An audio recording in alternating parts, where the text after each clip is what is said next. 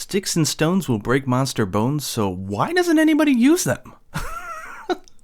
Using stones is the single most important attack, I think, in Monster Hunter World for really gaining the advantage on a monster with very little effort. Unfortunately, a lot of people are either not aware or they don't really understand the benefits, so here's a video showing you all the different areas you can use stones to break the environment.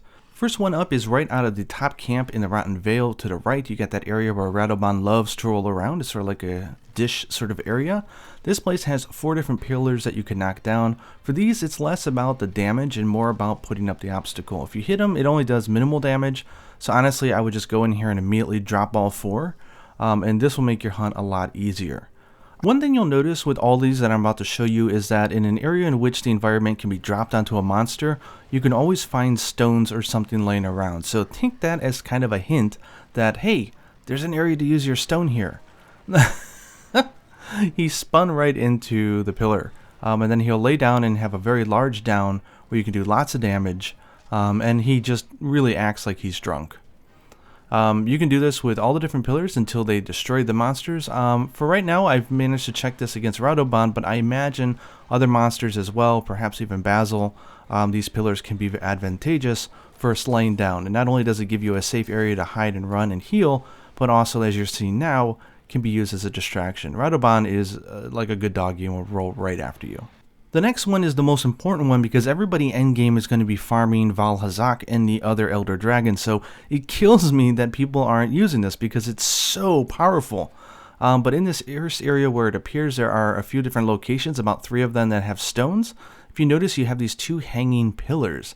These are actually fangs. I love the design. You see that skull of the monster? Those are actually teeth, so you are literally using monster parts to kill monsters. Like really old monsters. Anyways, once Vaal comes in, the shrub is your kind of your hint of where you want it for the first one. So go ahead and lure it down there. I missed it. Hit it. There we go. Now 482 is decent damage, and it does give you a lot of opportunity to whack it, cut off its tail, and do stuff like that. But when you're online, and I'll show this later with the last boss, the damage gets like buffed up to match the health of the monster. So that'll actually do about 1800 damage. This next one is this bone pile over here. Go ahead and lure it. The wind keeps getting in my way. Knock it over, and that will do another down. So this is a great way if you got people downstairs with Vaal to knock him around pretty easy and get in some big damage. Next one up, of course, is the one you saw in the trailer, which is the Ancient Forest, Area 12. This one, actually, there's not really stones around, but you can grab the red mines. These things will work perfectly fine, but you'll see that there is this sort of vine formation holding a bunch of boulders up above. Let's go ahead and move our camera so you can see that. Oh, thanks, Rathian.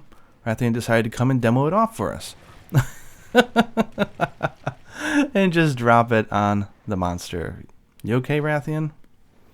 I've fallen and I can't get up. It's a reference that really tells my age. The next one I talked a little bit about in my video with Nergigante and avoiding his dive, but this is the Elder Recess. Often Teostra or Nergigante will come down here, and this is a fabulous opportunity to get a lot of damage in. So go here and look for stones. There are some ones over here to the right. There are crystal bursts. You can use those, and it's a general rule. It's not just stones, but any of the sort of projectiles you can use to break off these crystals and knock them down. Oof. Nice shot. Now there is one more breakable area right on the back side of this. I actually kind of blew it. But over here, if you just sort of line it up here, you can lay like bombs and do other fun stuff, so you can really maximize that damage. But of course, be careful if you're doing that online though, because other people won't know what you're doing, or you might accidentally hit them. Do we get them? Oh, I whiffed. Anyways, I thought I'd show you guys. You know, it's not perfect. You do have to aim it. And finally, the last boss, Xeno'jiiva, there's stones right here in the opening. That should really be giving you a hint here to use them. I can't tell you how many rooms I've seen online where I think people are just not aware of this, but this will make the first phase of the hunt go really fast. There are 4 different areas in which you can drop crystals on top of the boss's head. And it also causes it to drop both an item, which is often you can get the veils. So if you're looking to get those, this is a great way to farm them. But also it drops some pod ammo as well. So you might be able to get some thorn pod ammo or some other really useful stuff. Let's go ahead and just drop the first one down on it now. 848. We'll see again in a minute what that translates to online. But in the back far right of the arena is the next crystal. Xeno'jiiva is really good in that it's another doggy type monster in which it will just chase after you. So you can easily lure it underneath here. Go ahead and hit it. Oof. It's another big damage. Now I'm not collecting the materials here, but don't forget that it drops an item so you can pick that up. Next one is way back here on that very large sort of formation in the back. Xeno's like, I know what you're up to. Or do you? Because if Xeno knew what was up, I don't think he'd be following me here. There we go. Just position yourself. Use your camera to make sure you know where you're at. Come here. Come here, Butch. Hey, Xeno, you're more boring than Lao Shanlong. Oh, that worked. Go ahead and drop it on. It's another 848. And the last one is all the way back here. So 2 against this wall, 1 by the crystal, and 1 in the far back right. See if we can lure him in for this one. There he goes.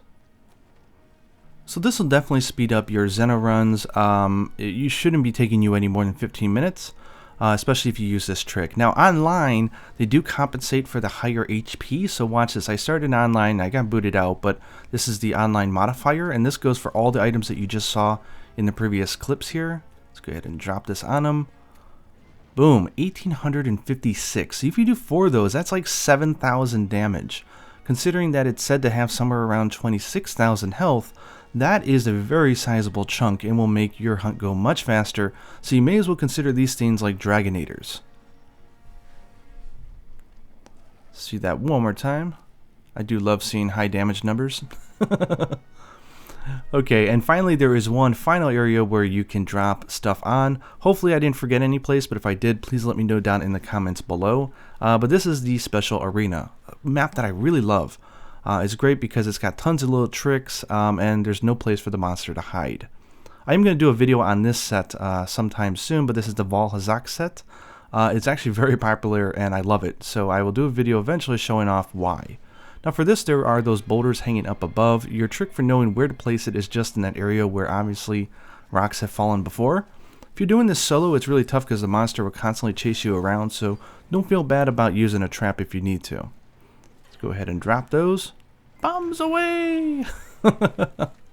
Again, these are large downs, so this is really good for racking in that damage, and it will also drop a pod. Let's go see which pod this one happened to drop for me. Ah, the piercing pod. The piercing pod is really great. Against something like Legiana, anytime he's in the air, you can just hit him with a pod. Flinches him out. It's a way to really be a troll. Anyways, hope you guys enjoyed this video. Hope you guys check out the stones and use these environments to make your hunt even funner and faster. And until next time, happy hunting.